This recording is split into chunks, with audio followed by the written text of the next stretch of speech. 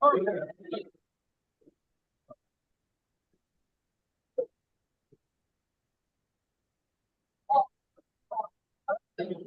think we're in emergency retrograde. I don't think so. All right, there we go. We only got 5 on the.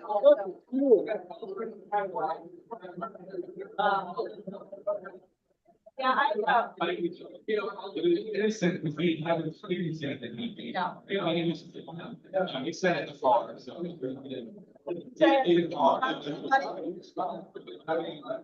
But I said, that today's the teaching about, is that not everybody had a now, and so, people are doing it. People don't know. They have to go there to get.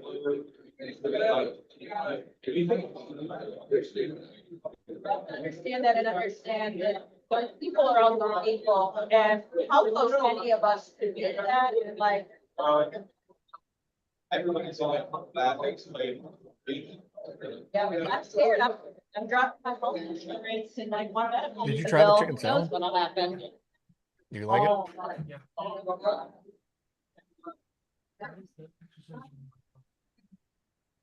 What a talkative bunch we are today, isn't it? Well. Welcome to the Rotary Club of Lexington. My name is Dean Hammond, and I have the privilege of leading this discussion and meeting today, and I'm so glad that you're here. Now, to get this started today, we're going to bring Trey McKelly up here and have him give us a little inspiration in the flag and the 4-way test. So as I was preparing for my little talk today, I found an app and it's free. It's called Motivation. So it generates a lot of quotes and sends them to your phone. So I've stopped doom scrolling. I'm motivation scrolling now. So today, the first quote is, "Worrying doesn't take away tomorrow's troubles. It only takes away today's peace. Your comfort zone can be your enemy if it holds you back from making necessary changes." And then the last one is, "Some people think discipline holds them back. Successful people know discipline is what sets them free." So let's pledge allegiance to the flag. Pledge allegiance to the flag of the United States of America, and to the republic for which it stands, one nation, under God, indivisible, with liberty and justice for all. 4-way test. Is it true? Is it fair for all concerned? Will it build goodwill and better friendships? Will it be beneficial to all concerned?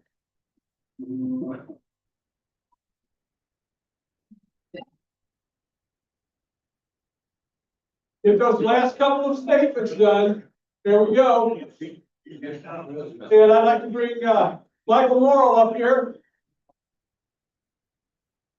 Next last, we introduce our guest.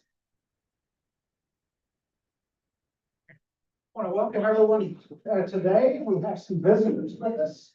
First of all, as a guest of Bruce Bell is Rick Pound. Would you please stay on and remain standing until the end? Stand up, Rick. And actually, we have a lot of guests of Judge Bell. Most of these are relatives of our winner. So Corey Carter, Daniel Brown, Joe Steffen, Mary Ellen Steffen, Jessica and Tim Steffen, Ellie Steffen, Jackson Steffen, Amy Steffen, and Isaiah Steffen. Also, Charlotte A. Charlotte is also a guest of Judge Bell. We also have Michael McLaughlin, a guest of Marcus Cross, and guest of Reverend David Blondell is David Bryan Blondell. Give us all a welcome.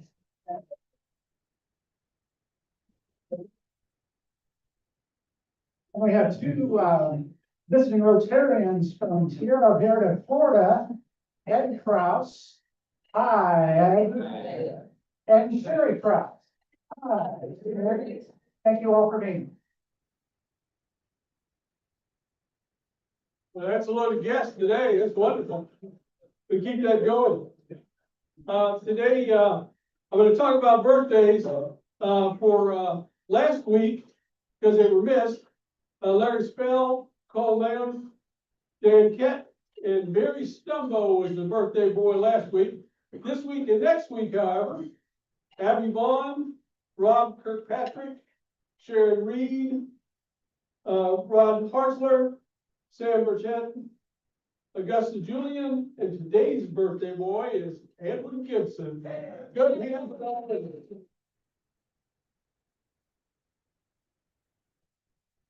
The big thing to remember there is, those of you who had birthdays need to give to the birthday fund, to the charitable fund for the Rotary Club of Lexington.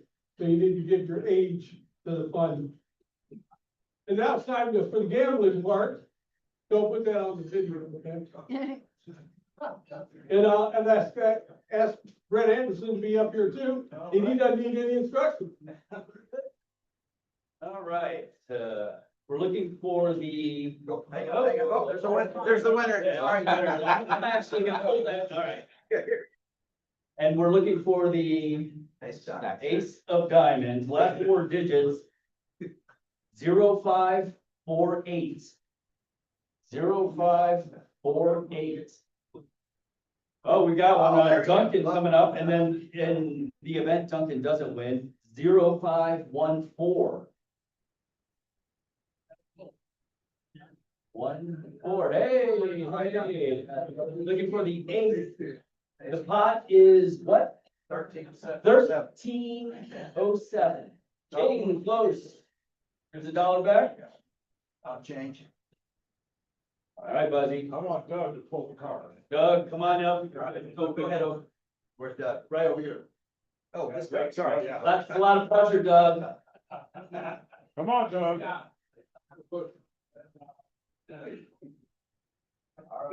Oh, nice try, Doug. Way to go, Buzzy. Here's your buck back. Sorry, Doug. Better luck next time. Thanks for playing. And my name's Brett Anderson. I own Cohesion LLC, business development and marketing company focused on helping organizations grow revenue and viability and visibility. Honestly, a lot of what I do can be seen here right in Rotary. Last year, we needed to generate some revenue. So we started this lunch sponsorship. We did around the world. We did pickles and pints, and we generated over $20,000. Thank you. And that gets into the work we do for Dancing with the Lexington Stars. Big part of my work is helping organizations think differently about growth, identify new revenue streams and marketing partnerships, and connect with new accounts without losing what makes them special. So whether it's business or nonprofit, I help organizations grow into momentum. Thank you. Thanks, Brett. Thanks, Brett, and thanks for, sponsoring the lunch, Brett. The good spread. Next week, are we gonna be here?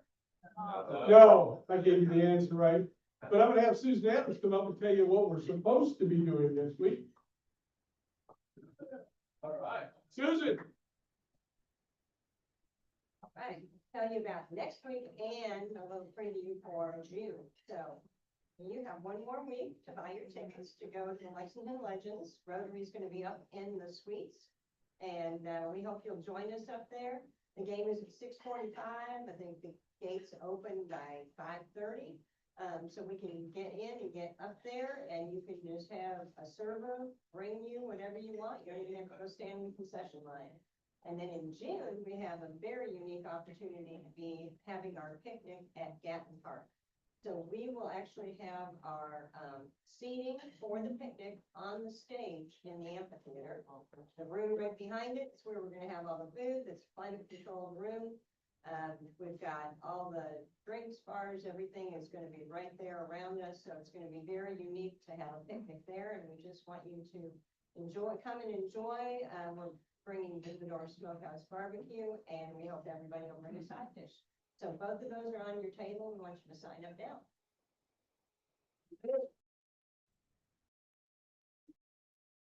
every one of those social events that we have.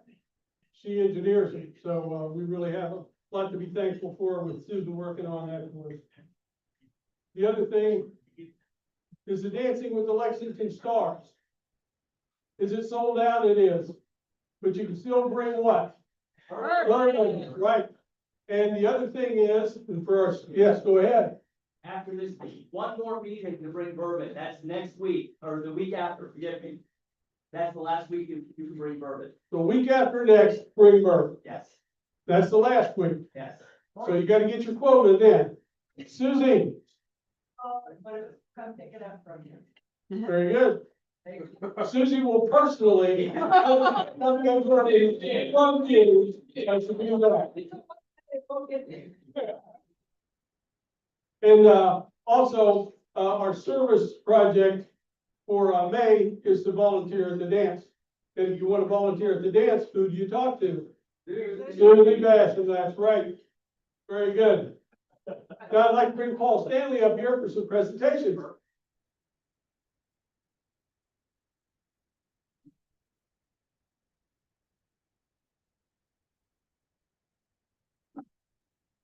Thank you very much, Dean.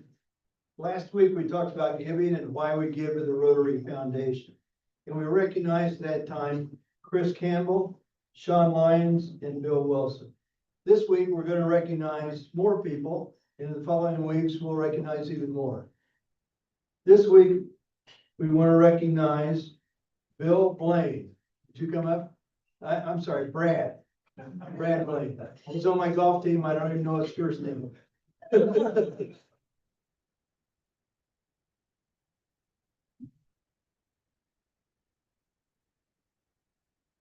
Brad is a Paul Harris Fellow +2, which means he's completed $3,000 of gifting to the International Foundation.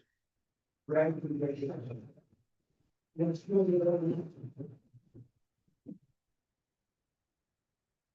now we have more leaders of our organization here.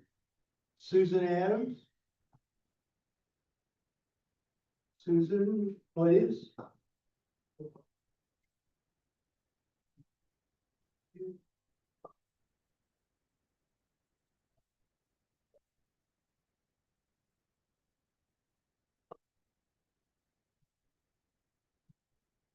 Congratulations.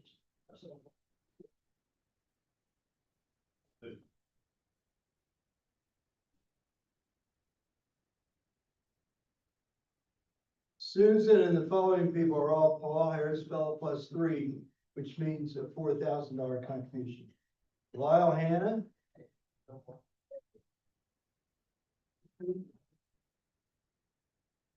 Thank you. Congratulations. Jim Richardson.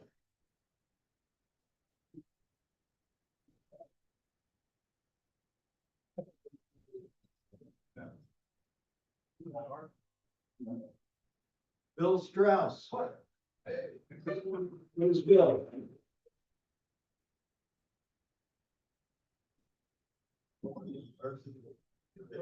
Congratulations.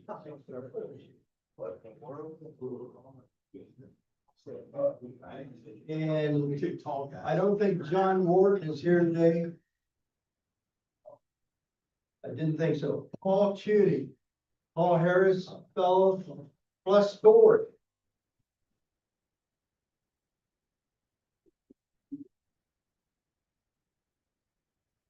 Congratulations. These are the people we're going to recognize today. Paul Harris 2 +3 +4. They're great contributors to our Rotary Foundation, helping, doing good throughout the world through our International Foundation. Thank you very much.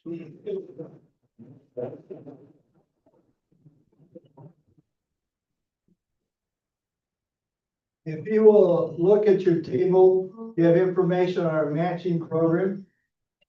And we will match contributions up to $500, and that would put you in the Paul Harris Fellow category. Thank you. Thank you, Paul.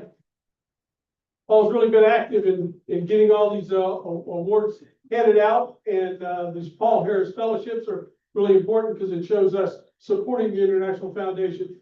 Every dollar we put in that foundation goes around the world to do work and comes back to our district. So you need to remember that in the future. Now I'd like to have allow Hunter come up and Hunter Live. I always turn that around. To come up and introduce our newest Rotarian. You can call me whatever.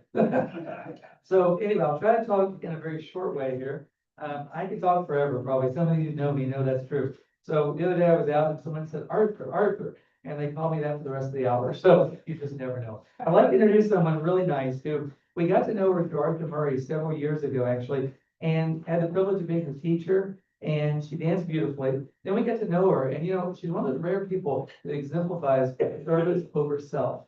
And that's really important. She's a highly accomplished professional. She's actually the CFO for the Fayette County Sheriff's Office for 24 years. She's done a lot of leadership here in town for so many organizations. I have notes galore, but she's pretty amazing. She's also competing not only in dancing, but in NGA bodybuilding, actually. So she's a very well-rounded person who does amazing things. So we'd like to welcome Parveen Bajinder, frankly, for the Rotary this year.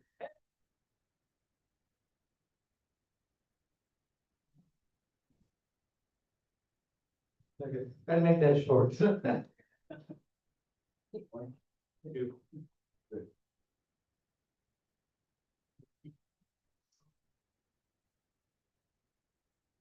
Welcome, Marie. We're glad you're with us, and I'm sure you're going to be a great addition to our club.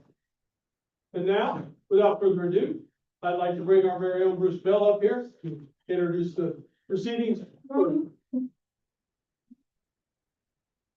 Thank you, President Dean. It's an honor and privilege once again to present the Tommy Bell Award to Outstanding Student Athlete. This is the 40th year we've had this award. Hard to believe. My dad died at age 63, relatively young age, but he lived a full life. As you can read in the Wheel Horse, some of his accomplishments. I want to thank the Rotary Club first for keeping his memory alive, and especially our one and only Bill Strauss, who came up with the idea. And he's the one that sends out the ballots to all the coaches, high school principals, athletic directors, and tabulates the votes. And Bill, stand up and be recognized.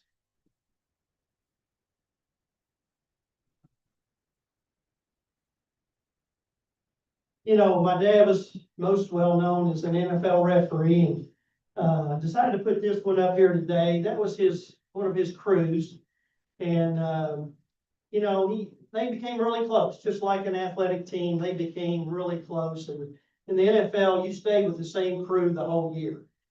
And a couple of those guys I knew pretty well, Tom Kelleher and Fritz Graff. Before they'd run out on the field, they'd say, hats, whistles, guts. Got to have all three of those. And, he thoroughly enjoyed, I think, 16 years in the NFL. As we mentioned, the Wheel Horse, he's the only guy to have 2 Super Bowls and 2 NCAA basketball finals. And every one of those were kind of special. And, you keep up with sports. Bill Russell, one of the all-time great basketball players, he hit 1956 San Francisco NCAA basketball final. Jerry West, who is the guy you see on the marquee NBA, he had West Virginia in 1959. He had Super Bowl III with Joe Namath and the Jets. That was the biggest upset ever, 18-point underdogs to the Colts. I actually went to that game, and y'all be surprised to know, I was 12 years old, but you'd be surprised to know the halftime show was a marching band from a local high school. How times have changed.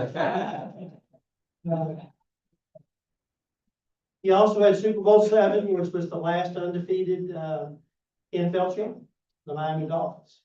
That may never happen. I think the Patriots got real close one year and lost to the Giants, but most teams, it's hard to do that, 17 games.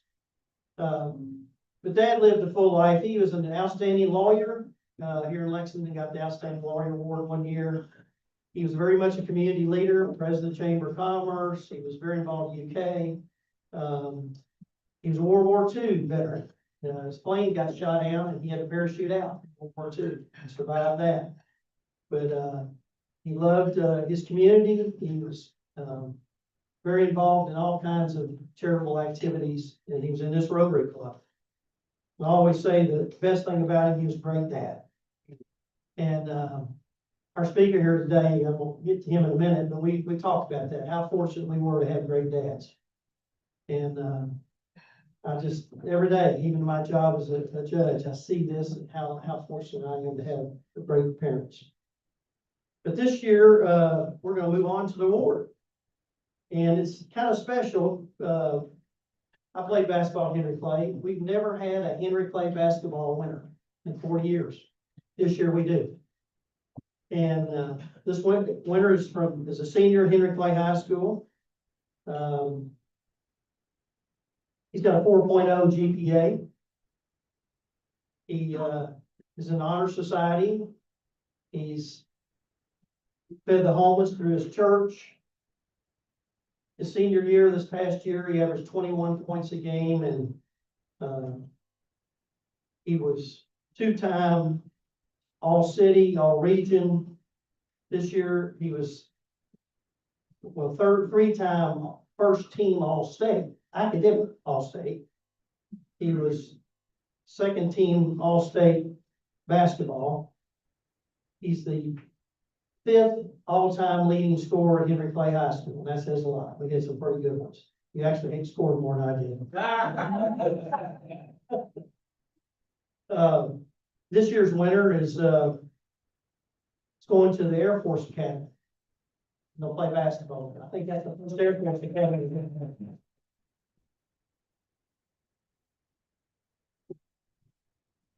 We got quite a winner this year. Come on up. Jackson Steffen.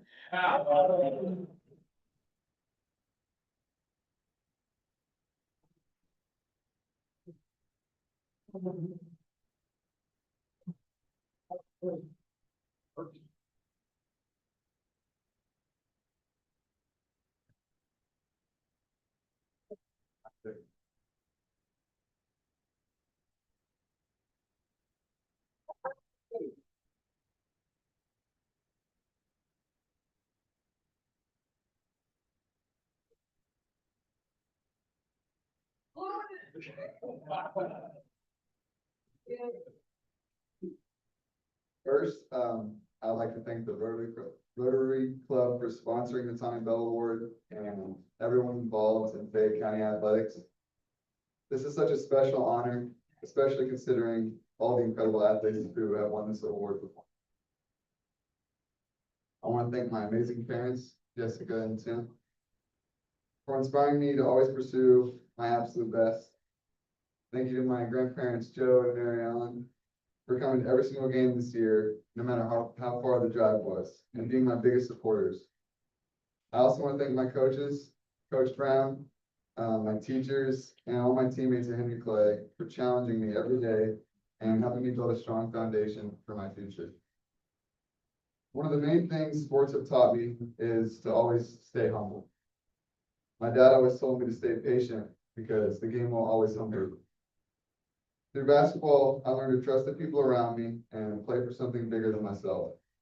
To me, that is exactly what Tommy Bell's legacy represents: integrity, consistency, and hard work behind the scenes. I am incredibly proud to represent Henry Clay basketball, and I will carry the values of this award with me into the future. Thank you all again for this tremendous honor.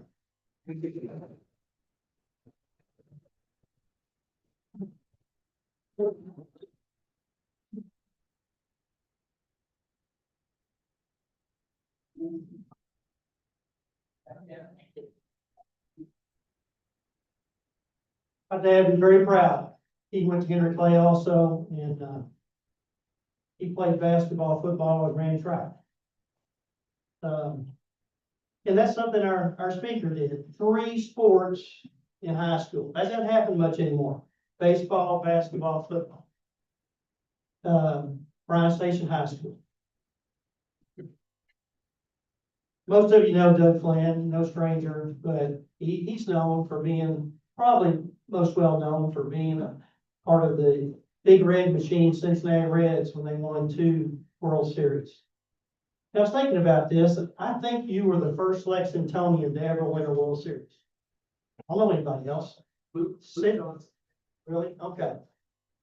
Since then, we got Walker Buehler, but Doug was, as they called him, the glue of that team. And, he even gave me a shirt. He went on to play for the, New York Mets, where he got the Gold Glove Award for the outstanding second baseman, defensive second baseman. Quite an accomplishment. The other thing that Doug has done that very few have done is he got 3 triples in one game. Oh. That's pretty amazing. You know, one I think would be crazy good. He played basketball at UK freshman year, and then after that focused on baseball. Did quite well, as we know. After baseball, he became a broadcaster. Did a lot of Cincinnati Reds games for years. He's worked for Central Bank for what, 30 years now? Okay. He does so much for our community. Doug reminds me of my dad in a lot of ways, but all the activities that he is involved in, the Children's Charity Classic that Jim Richardson was involved in too. Gosh, I could go on and on with you here all day if I told you all the things that the Warriors program, for veterans. Doug is a epitome of a community leader in that respect. And, you know, I'm just proud to call him my friend, Doug Flynn.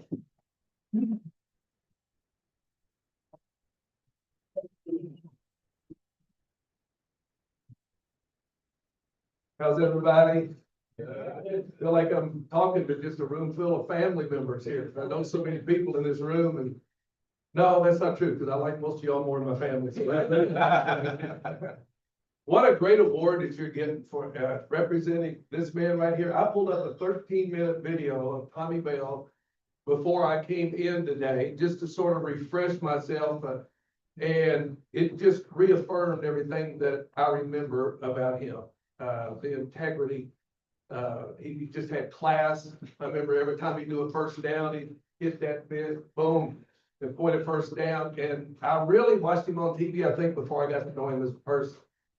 And what's scary, Bruce, I don't know if you do this. I woke up this morning, looked in the mirror, and I'm looking right at Bobby Flynn. Yeah. You ever do that? Look at, when you wake up, and it's getting scarier every day.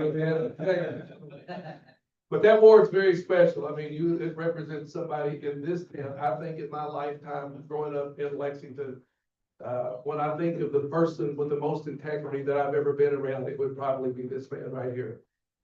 There's so many men in this room that represent that, but what you're representing by getting this award today, very proud of you. First of all, you and I had a little bit in common. I mean, you lost me as a student athlete.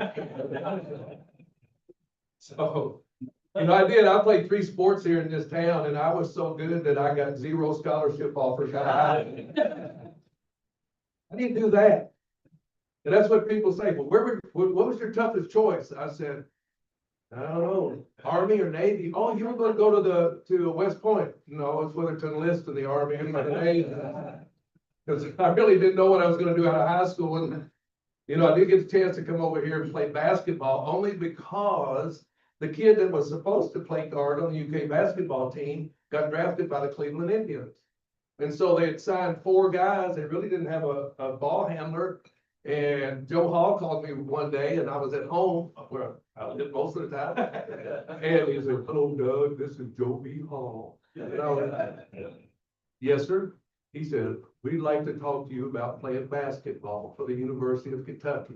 Now, Grant, I don't have any offers. I don't know what I'm going to do. I thought it was a joke because all of my friends used to imitate Joe Hall. So I said, "Oh, Coach, I've been waiting for this." I just got off the phone with Coach Wooden, and I think I've got it narrowed down, and I hang up the phone. It's a true story. The phone rings a little bit later, and I hear my dad on the phone going, "Hey, Joe, Doug did what?" I don't know why he hung up on you. "Yeah, we'll be here." And Dad comes into me and he says, "Coach Hall and Coach Parsons are coming over to the house tonight." I went, All right, you're part of the joke too, right? And they came over and they said, all right, if it doesn't work out in basketball, then we'll give you a baseball scholarship. Well, I played a whole lot more basketball here than I did baseball. And at the end of the year, it was, they said, just didn't think I was quite Division I material. And they were right, because when I came to school here, I was 5'8" and 147 pounds. After my freshman year, I grew to almost 5'11", about 165 pounds, so I was just starting to grow. So I wasn't very good. And people will say, well, how did you get cut from a baseball team and 3 years later you were in the major leagues? Well, there's a lot of divine intervention was going on, I'm sure. And the fact that I just started to mature late. And so they made the right decision of not letting me play here. And it was one of the best things. I went down to a small school in Somerset, Kentucky. Am I from Somerset here? Yeah. Are you from Somerset? Sorta? What we mean? Not here. So you were part of that not student athlete thing too, huh? Some buddies of mine who you may know woke me up one morning and said, we're gonna go try out for the Cincinnati Reds. And I went, okay. I went with a tank top, a pair of shorts, I borrowed a glove, I borrowed a pair of spikes. And I went and tried out for the first out of my 4 tryouts. And finally they said, what would it take for you to be a pro ball player? And I said, Coke and a hot dog, I don't know, something. And I signed my first professional contract for $2,500 to go play ball. And 3 years later, after having a really good spring, I got a chance to go be a part of something that's pretty special in 1975 and 76. You realize this is the 50-year reunion of the 76 championship team. And we had a reunion last year. There's 37 of us that were still alive that were a part of those 2 teams. We're down to 23 now. And people said, where did you fit in with the age group? I was the next to the youngest on the team. Will McEnany was a few months younger than me, and the next to the youngest turned 75 2 weeks ago. So time flies. Enjoy what you're getting to do right now. Enjoy. If you talk to Mr. Pounds, he's got a couple of kids that's been to the Air Force Academy. Right, Rick? And so he knows a lot about that. We're proud of you for what you're doing. Proud of you for standing up and being so humble. That's a hard trait. There's a fine line between humility and confidence and cockiness. And I think what I miss the most about watching the athletes today is the ones that are there and you can tell they're really playing for the team and they're not playing for themselves. I mean, it seems like everybody that plays now, they got to identify themselves with, you know, what they did. I mean, a guy makes a tackle, he runs halfway to the end zone going like this, like, we know you made the tackle, that's why you're making $28 million a year to make a tackle. Or a guy can hit a ground ball or hit a home run and he's gonna stand there and watch it. See, what I miss about the game today is it used to be policed on the field. Right. If you didn't have to go to the front office, but if a guy stood like that years ago, he would probably be sore after the next at bat. Because somebody was gonna take care of it. And that's what I hope that our athletes don't start becoming, because it looks like there's a lot of little robots playing now. You know, they gotta have a little thing on their belt to tell them what to swing and where to hit it and all that. We were so blessed here in this town growing up because all of our high schools were competitive. And we really had rivalries when we played. You'd fill up a gymnasium here every night in every sport because the rivalry with Bryan Station, Henry Clay, Tates Creek, Lafayette was really big. Lexington Catholic was just on its way up. Sayre occasionally every now and then had a pretty good team, but those 4 public schools right there, we battled each other every single night. And we had great coaches, but the coaches that we had taught us a lot more than just how to play the game. They taught us about how to be young men, and they cared about us. And when you went home from practice, if something wasn't right, they would call and check on you, not because they had to, but they wanted to make sure that you were getting the most out of what you were doing by being a part of that team. That to me is what athletics is all about. It opened the door for me for so many different things. I mean, just being a part now, if you go anywhere, however, I will tell you this. I got to go speak to the UK baseball team right before the season started. 40 guys. I look like, I mean, every one of them are bigger than me. Every single player, the smallest guy on their team is bigger than I am. And so Coach Ben Jones introduced him and he says, boys, just want you to know, Doug just got put into the UK Hall of Fame and he's a member of the Big Red Machine. And all of a sudden I see this blank look go across everybody's. And I said, wait a minute, Coach, hold on just a second. how many of you guys have ever heard of the Big Red Machine? Out of 40 players, none. None. And I thought, well, I'm gonna have to change what I'm gonna say to these fellas. I'm gonna say this right now. Not a one. And I'm thinking, you know, when I was growing up and I was younger, and I had a chance to watch that one game a week on TV that we all used to get in black and white. But if I saw somebody that I really liked, I wanted to watch them and emulate them, like Nellie Fox and Louis Aparicio. Man, those guys were good. And I thought, let's watch how they turn double plays. And it was so cool, but I was also very lucky, like Bruce was. My dad was a pretty good ball player. And matter of fact, I heard the whole time he was alive when I was playing pro ball, if you could just hit like your old man. And what was worse, if I was playing a high school game and there was an umpire there, he'd come up and say, hey, Flynn, you ain't hitting that Bobby Flynn? I'd say, yes, sir. Oh, if you could hit like your old man. I'll tell you a funny story. My dad was a basketball official too, like Mr. Bell was. So I'm playing as a freshman in high school one time, and Dad was going to do his high school game, but the referee for my game in ninth grade didn't show up. So they said, Bobby, would you referee the game? And he said, yeah. So I'm a freshman. I got 4 fouls the first quarter. All called by Bobby Flynn. So we go home to dinner that night. Mom brings over the food. She sets my food down. She gets her food. She sits down and we start to eat. And Dad says, I'm hungry too. Mom says, it's on stone. And Dad says, whoa, what do you mean? You're not going to feed me tonight because, does this have anything to do with the ball game? And my mom and I, neither one of us said a word. We just kept eating. He looked over at me. He said, son, let me have your attention for a minute.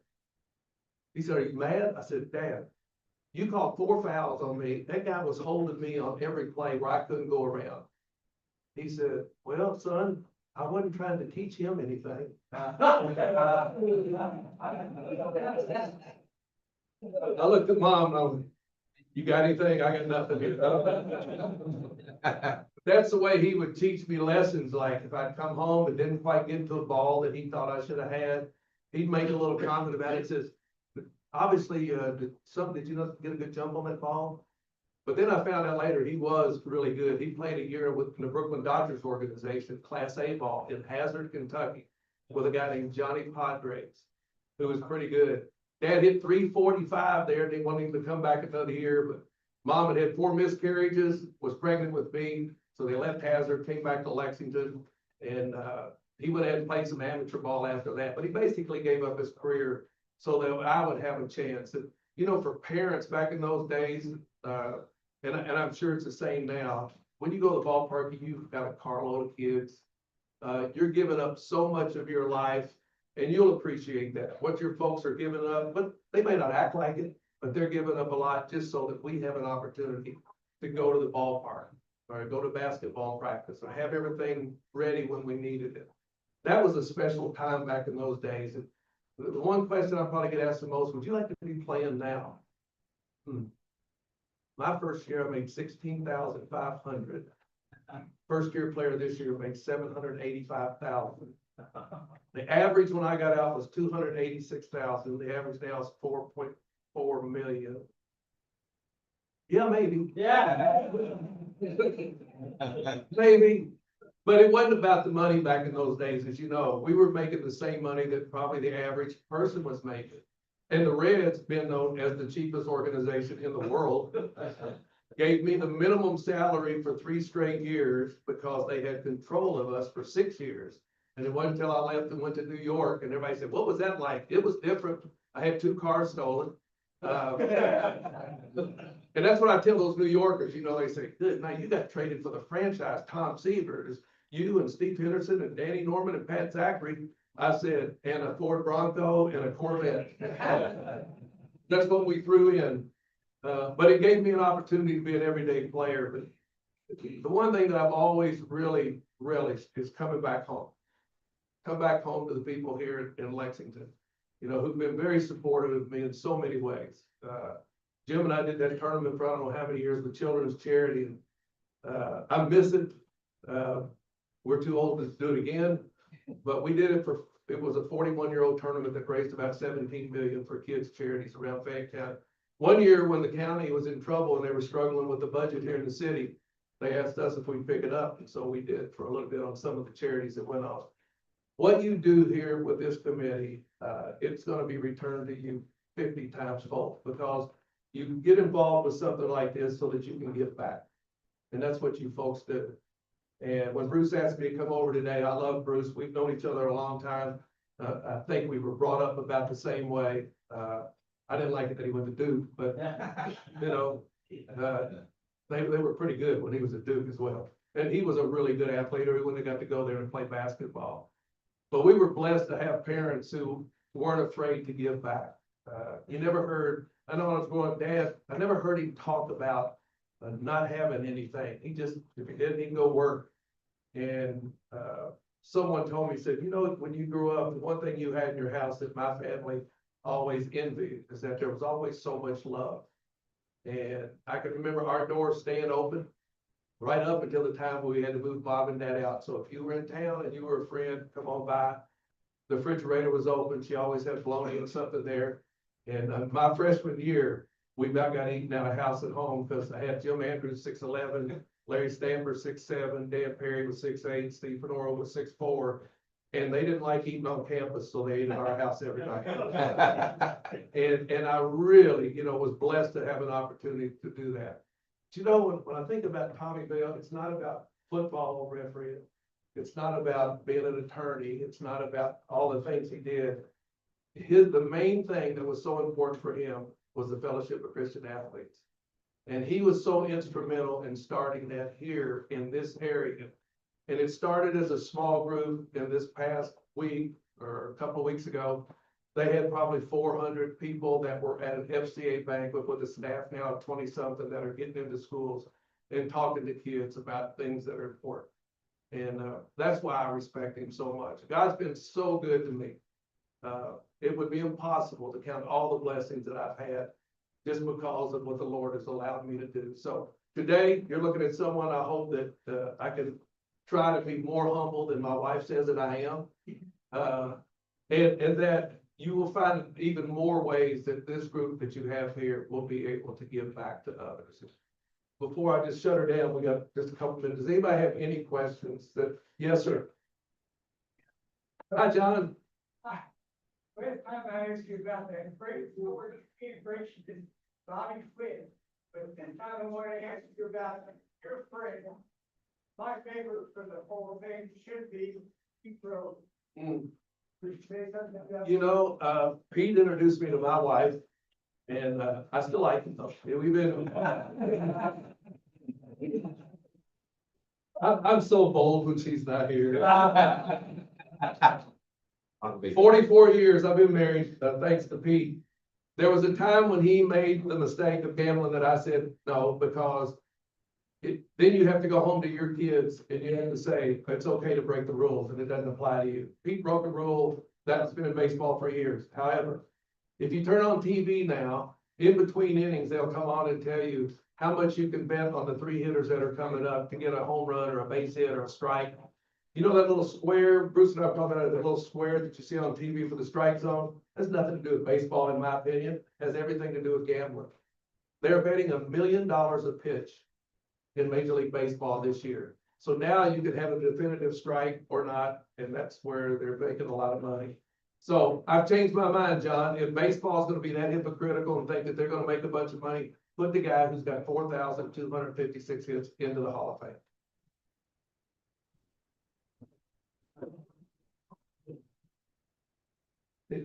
Jim, this is scary, right?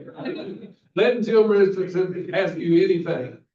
Bruce mentioned, the game on August 5th, 1980, when you hit 3 triples. Yes, sir. Now, Johnny says you actually hit the 3rd ball in the 8th inning out of the park, but you've never gone that far running. So See, I knew any organization that would give Richardson and Bill Strauss an award had to be a little shaky to begin with. So, I did, I know, they used to say when I got down to first base, I'd have to ask the coach, where do I go from here? Bill, How many, home runs did you and Johnny Bench, get together? I don't know, me and Harmon Killebrew had 587 though. Yep. Me and Brooks Robinson had, 17 gold gloves. Some of you not baseball fans, Harmon Killebrew had 580 home runs. But, yeah, it was a fun time though, you know, and especially I miss old timers games now, because I am one.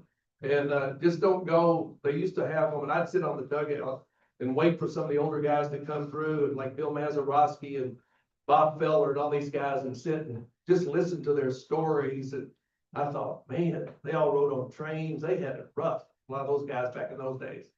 And, I thought we had it good, and we can't touch what the players have today.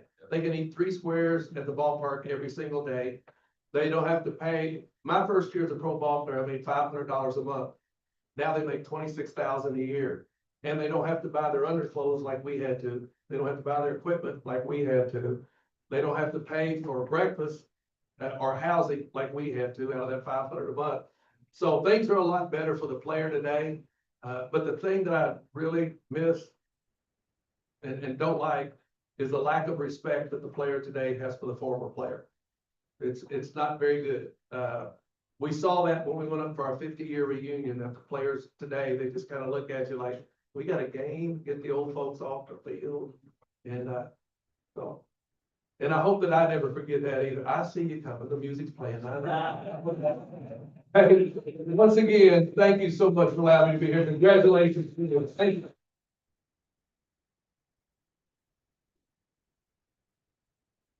you. Next up, we have a token of our appreciation. It's a lithograph from Bill Strauss. Is there another one? Anything else? What, second prize? No. Oh, no, it's great. So did we have a great show today or what? Yeah, we did. Wonderful. Congratulations to you. Chris Cameron's still there? Where are you, Chris? Yeah, there's another Academy graduate right there, from the Air Force Academy, right there. So, next week, not here, be at the Legends game, bring bourbon the week after that, and have a great week. We are adjourned. Thank you. Thank you.